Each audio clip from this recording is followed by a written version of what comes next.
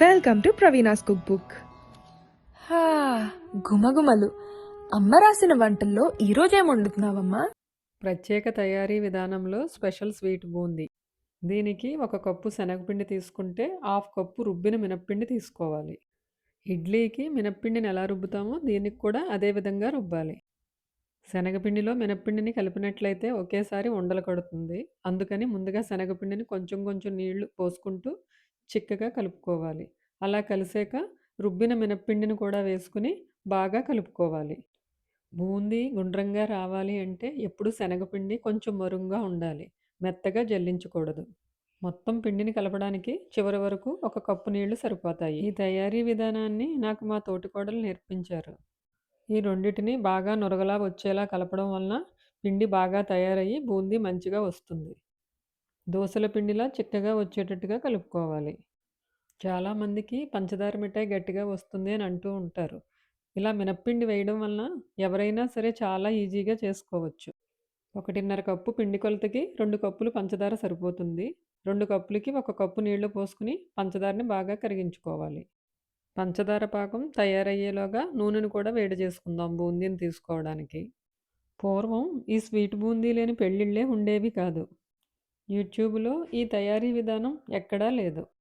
ఈ పాకం గులాబ్ జామ్ పాకం కంటే కూడా లేతగా ఉండాలి. చేతికి ఇలా జిగురుంటే సరిపోతుంది. పాకం తయారైనట్టు.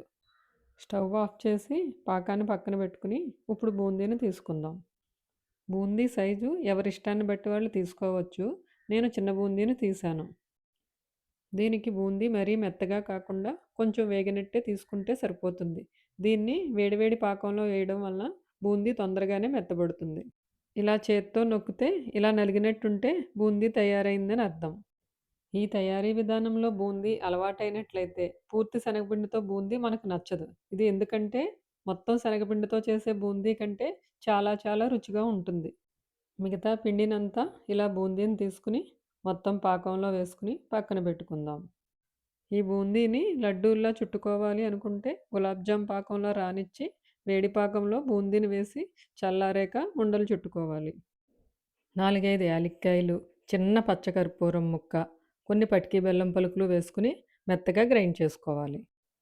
పంచదార కంటే పటికీ బెల్లం చిప్స్ను వాడడం వలన యాలక్కాయలు తొందరగా నలుగుతాయి. ప్రతి వాయికి పాకాన్ని వేడి చేయనవసరం లేదు. ఒకసారి తయారు చేసుకున్న పాకంలో వేడి బూందీ వేసుకుంటే సరిపోతుంది. ఇలా తయారు చేసుకున్న బూందీలో గ్రైండ్ చేసుకున్న యాలకి పొడుము 1 టీ స్పూన్ నెయ్యి వేసుకోవాలి. బాదం, జీడిపప్పు, కిస్మిస్ నేతిలో వేయించుకుని అవి కూడా ముక్కలుగా చేసుకుని కలుపుకోవాలి. ఎంతో రుచికరమైన స్వీట్ బూందీ రెడీ. ఈ తయారీ విధానం మీకు నచ్చింది అనుకుంటున్నా. ఈ వీడియో మీకు నచ్చినట్లయితే please like, share and subscribe.